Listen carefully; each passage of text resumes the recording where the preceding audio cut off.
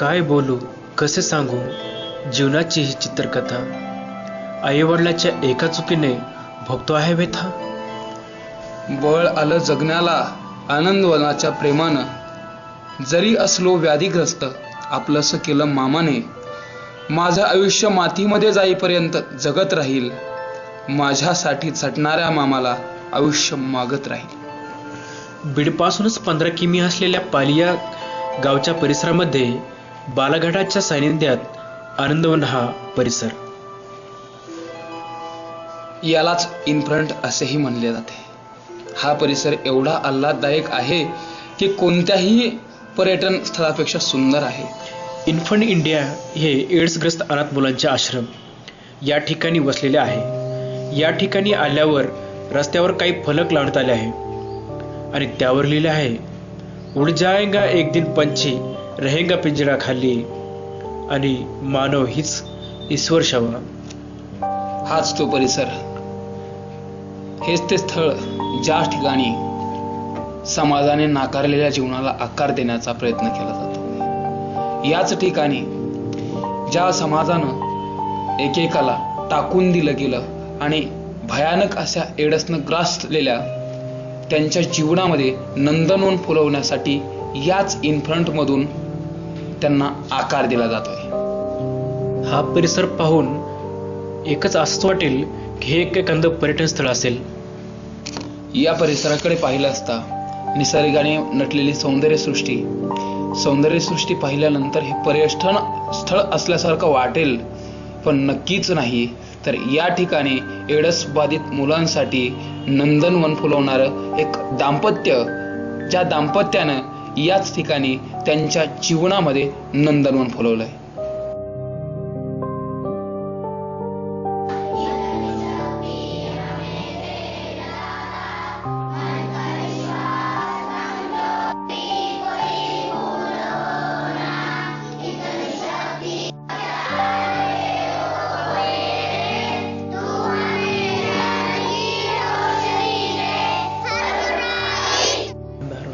आनंद हरवलेल्या जीवनामध्ये आनंद ओतण्याचं काम या आनंदवनामध्ये होतं. तेच हे आनंदवन. सकाळ सकाळी या ठिकाणी यांच्या दत्ता बारगजे आणि संध्या बारगजे हे दाम्पत्य मुलांना सकाळी प्रार्थना तसेच व्यायाम, योगासने करायला लावते.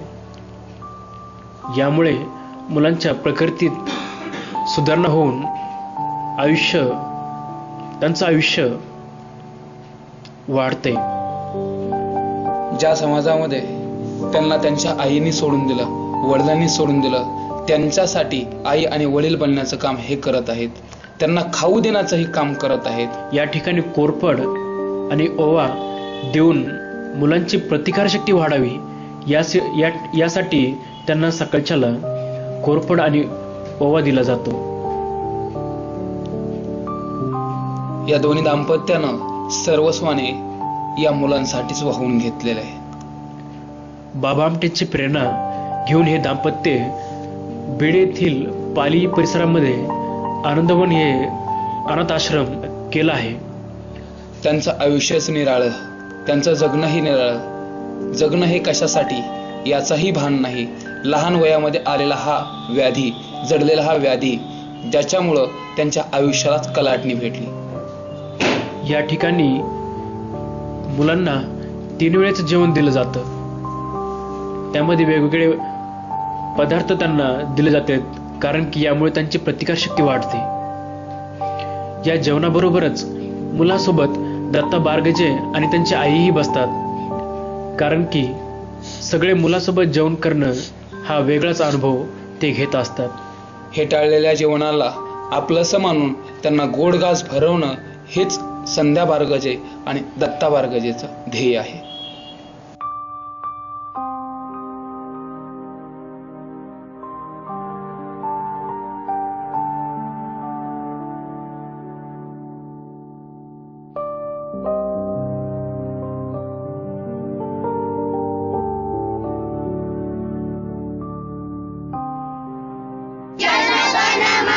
निरागस अशा चेहऱ्यावरती ज्यावेळी त्यांचा हसण्याचा आणि खेळण्याचा आनंद पाहिला जातो, बागडणारा आनंद पाहतो, त्यावेळी मात्र या गोष्टी जाणवतच नाहीत. या ठिकाणी शासनाने 2 शिक्षकांची नियुक्ती केली आहे. तरी पण शिक्षक कधी येतात आणि कधी जातात अशी तर कधी पाहायला मिळते. कारण की समाजाने त्यांना एका प्रकारे वाळीत टाकलं आहे. त्यामुळे त्यांची शाळाची आनंदवन झाली आहे. त्यांना सार्वजनिक अशा शाळेमध्ये येता येत नाही, वाचता लिहिता येत नाही. कारण की गावामध्ये यापूर्वीही त्यांच्यावर या शाळेमध्ये शिकू नका, तर विद्यार्थी त्यांच्यापासून दूर बसण्याचे अनेक प्रसंग उद्भवले होते. त्यामुळेच त्यांनी आनंदवनातच शाळेचं एक स्वरूप निर्माण केलं आहे. त्यांच्या शिकण्याची उमेद आणि जगण्याला मिळालेली नवी जोड, नवनवीन जाणून घेण्याचं कुतूहल हे मात्र काही वेगळंच दिसतंय. त्यांच्या हातामध्ये पेन आणि पाठ्यपुस्तक पाहिलं की एक मी मोठं होणार. त्यांना ज्यावेळी विचारलं जातं की तुम्हाला काय व्हायचं, तर त्यांची स्वप्न ही मात्र आपल्याला भुरळ पाडणारे आहेत. काय करीत असतात त्यांचे आई वडील? कुठे असतील त्यांचे आई वडील? अहो, काही आई वडील तर कुणाचे वारले गेले. अजूनही कळत नाही की आम्हाला कोणता आजार आहे, काय झालेलं आम्हाला, आम्ही लोकांपासून का दूर आहोत.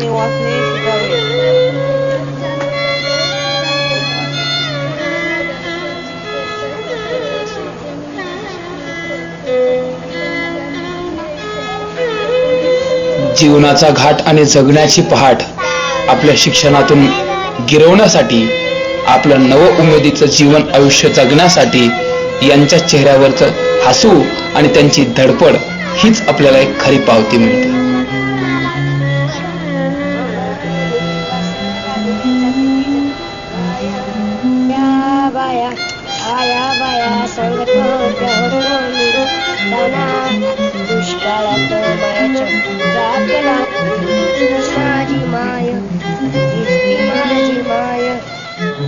याच आश्रमामध्ये मायेची उप देणारी माणसं तर निघून गेले, पण मायेची उप देणारी एक आजी सुद्धा आहे. ती आजी दररोज या मुलाला अंगाई गीत गाते. त्यांचे आई वडील तर नाहीत, पण त्यांना झोपत असताना लहानशा कथा सांगणार ही आजी. ही आजी म्हणजेच दत्ता बारगज यांची आई.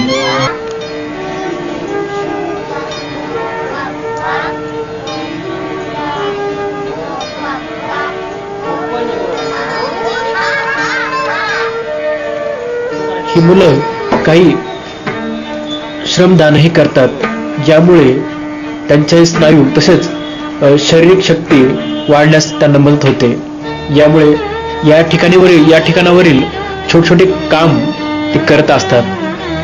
मोठे कामासाठी येथे बाहेरून व्यक्ती बोलवले जातात. आपलं भावविश्व आणि आपला परिसर आपल्याला सुंदर करावा लागेल. आपल्या जीवनामध्ये तर सुंदरता नाही आणता आली, मात्र परिसराला सुंदरता देण्यासाठी ही मुलं मात्र झटत आहेत.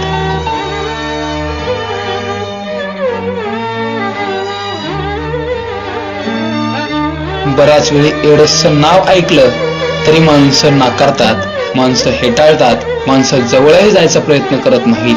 पण या ठिकाणी मात्र दत्ता बारगज आणि संध्या बारगजे मायेची ऊब आणि सावली देण्याचं काम करत आहेत. संध्या बारगजे ह्या मुलांना आपल्या हाताने, स्वतःच्या हाताने जेवण तयार करून देतात.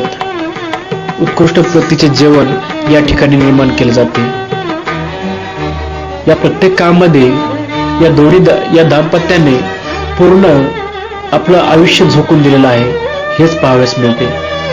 मोठ्या शहरामध्ये तसेच आता ग्रामीण भागातही एड्सग्रस्त लोक वाढत आहेत, रुग्ण वाढत आहेत. याला आळा बसण्यासाठी शासन मोठ्या प्रमाणावर प्रयत्न करत आहे.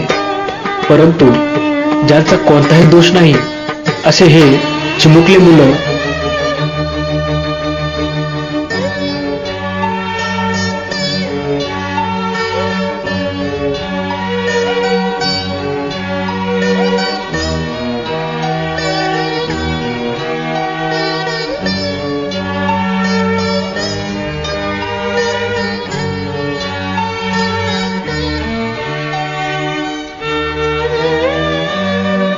त्यांच्यासाठी या संस्थेमध्ये, या आनंदवनामध्ये लायब्ररी, त्याचबरोबर नवनवीन गोष्टीची पुस्तकं, संगणक आणि अद्ययावत तंत्रज्ञान याचीही उपलब्धता करून देण्यात आलेली आहे.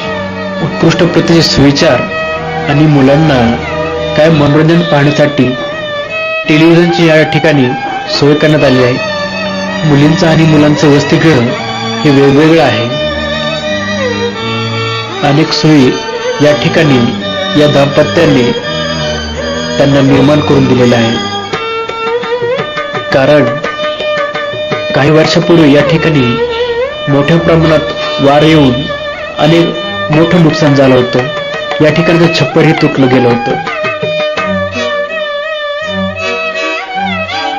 त्यांच्या चेहऱ्यावरचं स्मित हास्य पाहिलं आणि खेळणारे बागडणारी ही मुलं पाहिल्यानंतर समाजामधली मुलं आणि ही मुलं यांच्यामध्ये फरक काय? फक्त एवढाच, ज्यांचा गुन्हा नाही त्या गुन्ह्याची भोगणारी शिक्षा. त्याच्यामध्ये दोष तो कोणता त्यांचा? चेहऱ्यावरचं हसू आणि गालावरची खळी पाहिल्यानंतर त्यांना सुद्धा आपल्यासारखं जगण्याची आस हवी आहे.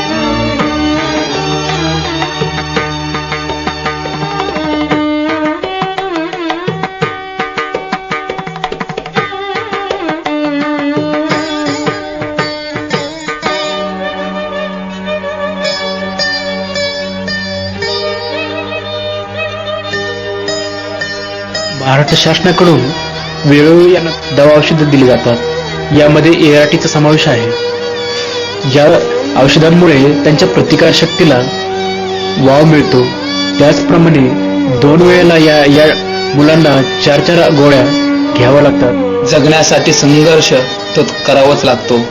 जीवनामध्ये गोळ्या बिस्किट खाण्याचं वय, याच वयामध्ये या मुलांना औषधांच्या बाटल्या आणि गोळ्या घ्याव्या लागतायत, इंजेक्शन्स घ्यावे लागतायत. त्याचबरोबर एखाद्याला जर जखम झाली तर ती जखम लवकर राहत नाही, हे यांचं दुःखच आहे. या ठिकाणी मुलांना, काही मुलांना डॉक्टर करण्यात आलं आहे. म्हणजेच काही मुलं विद्यार्थ्यांना, या मुलांना गोळ्या देण्यासाठी ठेवलेल्या आहेत. काही मुलं छोटे छोटे कामं, वेल्डिंग किंवा बोल्ट फिट करणे असे काम करत असतात. स्वतः उपस्थित राहून संध्या बारगजे आणि दत्ता बारगजे मुलांना गोळ्या देतात, त्यांना चारतात, पाणीही पाजतात. एखाद्याला जर जखम झाली तर ती जखम बरी होण्यासाठी, एखाद्याला जर जखम झाली तर ती जखम बरीच होत नाही. बरी न होणाऱ्या जखमेवरती मलमपट्टी बांधण्याचं आणि मायेची फुंकर देण्याचं काम दत्ता बारगजे आणि संध्या बारगजे करतात. झालेल्या जखमीवरती मलम लावणं, त्याचबरोबर ती जखम साफ करणं, सर्व कामे स्वतःहून ते करतात.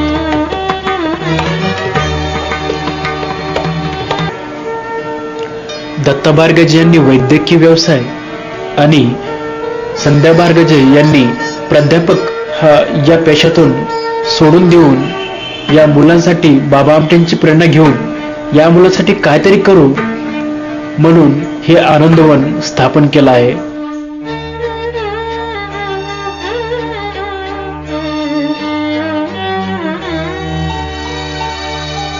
त्यांच्यासाठी भौतिक सेवा सुविधा, सर्व काही स्वच्छतेसाठी आणि त्यांच्या जीवनामध्ये एक चांगलं बालपण यावं यासाठी संध्या बारगजे आणि दत्ता बारगजे नेहमी प्रयत्नशील असतात. यामध्येच काही अपंगही आहेत, त्याचबरोबर काही लहानही आहेत. काहींची वय 3 वर्षापासून ते 22 वर्षापर्यंत अशी लहानपासून ते मोठीपर्यंत 42 बालके या नंदनवनात नांदत आहेत. कोणाला कचरा कुंडीमध्ये टाकून दिलं तर कोणाला बिस्किटाचा पुडा आणायला जातोय असे म्हणून बस स्टँड सोडून, तसंच रेल्वे या ठिकाणावर सोडून दिले आणि ही मुलं तशीच अनाथ पडून राहिली. एकेकाच्या जीवनाची चित्रकथा, एकेकाची कथा ही हृदयद्रावक आहे. कुणाला गाडीमध्ये, कुणाला कचराकुंडीमध्ये, तर कुणाला बस स्टॉपवरती सोडून गेलं आणि शेवटी या आनंदवनाने त्याला आसरा दिला आहे. नक्कीच समाजाने या दाम्पत्याकडे पाहून त्यांना शारीरिक स्वरूपाची नाही परंतु आर्थिक स्वरूपाची मदत करणं हे अत्यंत गरजेचं आहे. कारण की एवढे मुलं सांभाळणे हे काही साधे काम नाही, हे मोठे जिकरीचे काम आहे. सामाजिक बांधिलकीतून प्रत्येकाने पुढे येऊन संध्या बारगजे आणि दत्ता बारगजे यांना मदत करणं गरजेचं आहे. आई वडिलांची भूमिका तर संध्या बारगजे आणि दत्ता बारगजे यांनी भूमिका तर बजावलेली आहे, पण त्यांचे नातेवाईक बनण्याचा जो काही बहुमान आहे तो मात्र समाजाला स्वीकारायचा आहे. एडग्रस्त मुलांसाठी आपले जीवन पूर्णतः वेचलेले दत्ता बारगजे आणि संध्या बारगजे हे बारगजे दाम्पत्य आज आपल्यासोबत आहे. त्यांनी या आनंदवनासाठी कोणतं कार्य केलं, यासाठी कोणती प्रेरणा घेतली हे आपण त्यांच्याकडूनच जाणून घेऊया. सर, मला सांगा की आनंदवन जे एड्सग्रस्त मुलांसाठी रोग्यांसाठी जे आपण कार्य करत आहात, या आनंदवन स्थापनेमागचा उद्देश काय नेमका होता? की देशाचं फार मोठं काम व जो उचलणारा एक सेवाकर्मी डॉक्टर प्रकाश आमटेच्या रूपात मी तिथं बघितला. मला डॉक्टर प्रकाश आमटे भेटले, मंदा आमटे भेटले, तिथलं लोकबिरादरी प्रकल्पाचं काम मिळालं. मी त्या ठिकाणी 6 वर्ष होतो. त्यांच्यासोबतचे जे मी आरोग्याचे कॅम्प घेतले, त्यांचा मुलगा माझा मेडिकल अफसर होता. त्यातून माझ्या लक्षात आलं की एवढं मोठं प्रचंड असं काम हे लोक करतात एवढ्या जंगलामध्ये डॉक्टर असून. आपण काही केलं पाहिजे. मराठवाड्यातली माणसं आम्ही, या मराठवाड्यात मातीतली, समाजकार्याचा काही कुठला वारसा नसताना पण काही करावंसं वाटलं. टेक्निशियन होतो मी, याच्यावर टेस्टिंग करायचो आणि हॉस्पिटलशी संबंध असल्यामुळं आणि आरोग्य सेवेतलंच काम असल्यामुळं ज्यावेळेस आमचं बाबा आमटेसोबतचं मुलाखत झाली, बाबा तिथं यायचे 15 दिवसाला, महिन्याला, त्यावेळेस ते बाबा नर्मदा बचाव आंदोलनामध्ये होते. त्यावेळेस आम्ही सोबत असायचो जंगलामध्ये. त्यावेळेस मी विचारलं की आम्ही काय करायला पाहिजे.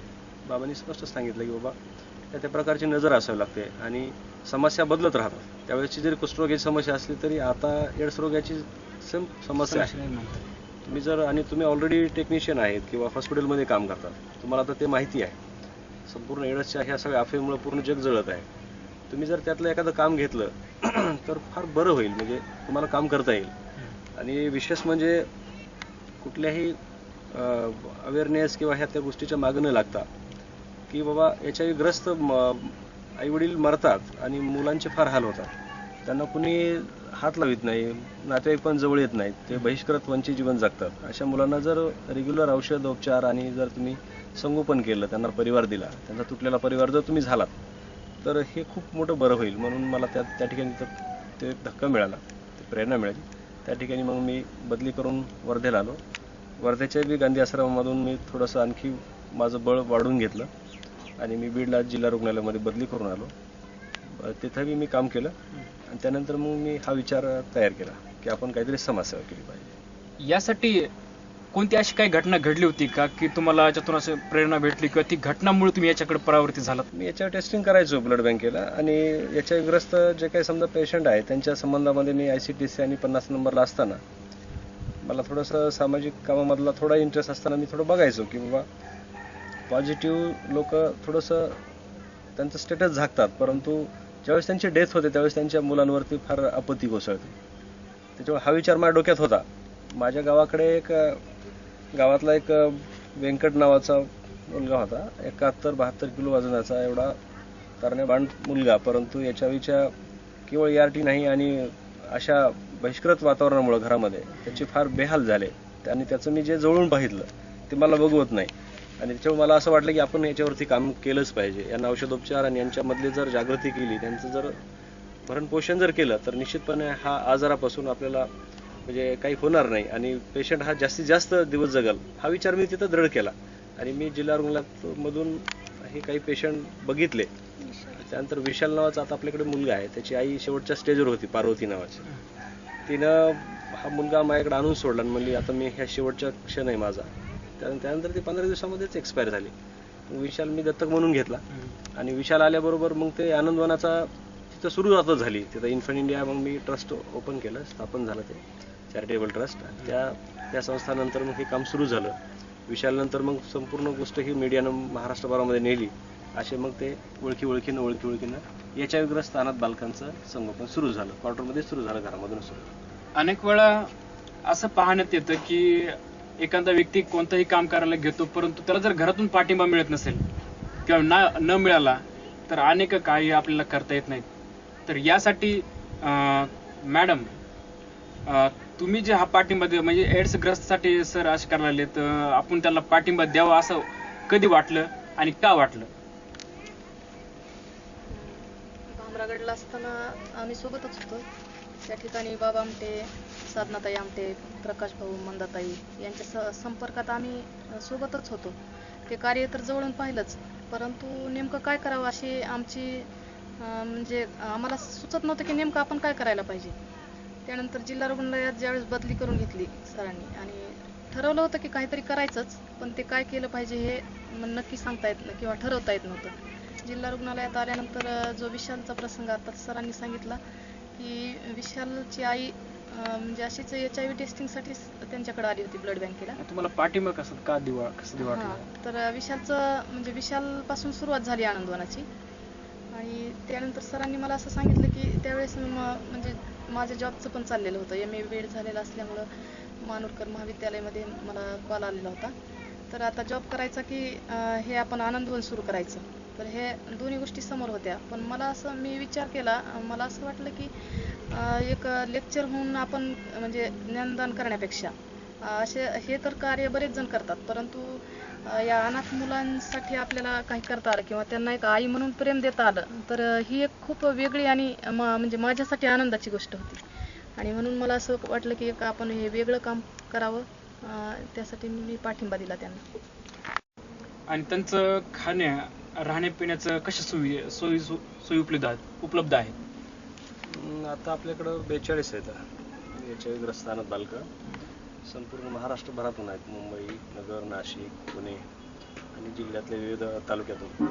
तर या ठिकाणी संगोपनाचा विषय म्हणजे ERT आपल्याला शासनाची मिळते जिल्हा रुग्णालयातून. या आनंदवनामध्ये सध्या 42 मुलं आणि मुली या ठिकाणी आहेत. त्यांना औषधोपचार जिल्हा रुग्णालयातून मिळतो आणि संगोपन या ठिकाणी होतं, शालेय शिक्षण वगैरे या ठिकाणी होतं. हे करत असताना ग्रँड आणि अनुदान कुणाचं जरी नसलं तरी समाजाचा फार मोठा ग्रँड आणि अनुदान आहे असं मी म्हणतो. समाजाची फार मोठी साथ आहे. जे लागेल ते आणि मागेल ते समाज पुरवतो. त्यामुळे मी हे कार्य अगदी 7 वर्षापासून सहजपणे हे करू शकतो. ही जी सेवा करत असताना सर तुम्हाला कोणत्या अडचणींना सामोरे जावं लागतं? कारण की सगळंच बघावं लागतं ना त्यांचं. औषध पाणी आहे, त्याचे दुःखाचे काही प्रसंग येतात, ओढवतात. त्यानंतर काही आनंदाचे काही पण क्षण येतात. याच्यामध्ये सर्वांगीण पुष्टी करत असताना आर्थिक अडचणी येतात, त्यानंतर सामाजिक अडचणी पण बऱ्याच वेळेस आलेल्या आहेत. त्याच्यामध्ये समाजामध्ये याच्या वेळेसबद्दलचा थोडासा न्यूनगंड आहे. ते समाजात थोडासा दूर केला पाहिजे की बाबा काही होत नाही, ते लक्षात आलं पाहिजे त्यांच्या थोडंसं. आणि एखादा अशी घटना घडली का तुमच्यापाशी आल्यानंतर? काही घटना घडली का ती मार्मिक स्वरूपाची आहे किंवा तुमचं रात्रीच्या किंवा दिवसा कोणत्याही अशा टायमाला म्हणजे अचानक एखादी घटना घडली? हां, तसं झालेलं आहे. कारण की धुळ्याच्या बसस्टँडवर ज्यावेळेस सचिन आम्हाला भेटला, त्याचे वडील बिस्किटचा पुडा आणतो म्हणून जे त्याला सोडून गेले. त्याला HIV असल्यामुळे त्या वडिलांनी त्याला सोडलं. ते इकडं बालन्याय मंडळाने त्याला पाठवलं. त्याची तब्येत नेहमी, त्याची प्रकृती खराब असायची. त्याला 8-8, 10-10 दिवस सिव्हिल हॉस्पिटल ॲडमिट करून पण त्याच्यात सुधारणा होत नसायची. त्याला औषध पण लागत नव्हते. अशा यामध्ये सचिन अचानक गेला. त्यावेळेस तर आम्हाला खूप आमचं हृदय त्यावेळेस फार हे भरून आलं. मुलांना पण त्याचं वेगळ्या प्रकारचं आम्ही परेशान झालो होतो. आमची दिवाळी फार त्यावेळेस कडू गेलेली आहे. आणि इथं त्याला अंत्यसंस्कार करायला पण आम्हाला जागा मिळालेली नाही किंवा कोणी त्याच्याबद्दल हे केलेलं नाही. मग आम्हीच आमच्या या ठिकाणी संस्थांच्या बाजूलाच त्याचं अंत्यसंस्कार केले. त्यावेळेस आम्हाला फार वाईट आणि कडू अनुभव आलेला आहे तिथे. शासन आणि समाज या दोन्ही घटकाकडून तुम्हाला कोणत्या अपेक्षा आहेत? खूप समाजाकडून सगळ्यात जास्त अपेक्षा आहेत मला शासनापेक्षाही. कारण समाजच माझं मायबाप आहे. समाजच यांचं पालन करत आहे. समाज यांचं भरणपोषण करत आहे. कारण की समाजाकडं जे लागेल ते मिळतं, जे मागेल ते मिळतं. समाजाकडं दयामाया आहे. समाजाकडं सगळ्या प्रकारच्या भावना असल्यामुळं समाजानं दातृत्व असंच ठेवलं पाहिजे. कारण की शासन जरी कमी पडलं कुठे तरी समाजाने हे भरभरून काढले पाहिजे. समाजामध्ये HIV एड्स बाबतची जागृती त्यांनी केली पाहिजे. माझा परिवार HIV एड्सच्या लेकरांमध्येच राहतोय. आता आम्ही 6-7 वर्षापासून एकत्र आहोत. माझी आई आहे, माझी पत्नी, माझी मुलं आहेत, तिथे 3 मुलं आहेत माझे. ते स्पर्श केल्यानं किंवा एकत्र जेवल्यानं किंवा एकत्र पोहल्यानं किंवा सोबत राहिल्यानं HIV होत नाही, हे समाजाने समजून घेतलं पाहिजे. आणि त्याच्याबद्दल जर त्यांनी गैरसमज दूर केला तर समाजाने ह्यांना स्वीकारलं पाहिजे. आता 18 वर्षापर्यंत जरी माझ्याकडे राहिले तरी नंतर या मुलांना समाजच स्वीकारणार आहे.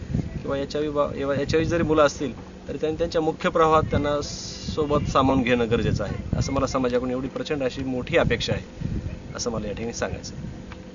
आतापर्यंत तुम्हाला शासनाने कोणती मदत केली आणि तुम्हाला कोणत्या प्रकारच्या अपेक्षा शासनाकडून आहेत? शासनाकडून आता नाही तर माझ्याकडे नाही हा शब्द नाही आहे. शासनानं मला दिलेलं आहे किंवा काम करण्याची एक संधी दिलेली आहे शासनानं, असं मी या ठिकाणी म्हणतो. जरी अनुदान आतापर्यंत उपलब्ध नसलं तरी भविष्यामध्ये जर शासनाने या प्रकल्पाचा आनंदवन एड्स बालगृहाचा जर विचार केला तर त्यांच्या योजनेखाली जर आम्हाला त्यांचा अल्पस्वल्प मदत जरी आमच्याकडे सोडली तरी मला आणखी या प्रकारे बळ मिळेल. आणि मी आनंदवन यासाठी दत्ता बारगजे आणि संध्या बारगजे या बारगजे दाम्पत्यांनी खूप मोलाचं कार्य केलं आहे. आपलं संपूर्ण जीवन यासाठी त्यांनी वेचलेलं आहे. त्यांच्याशी आपण आताच चर्चा केलेली आहे.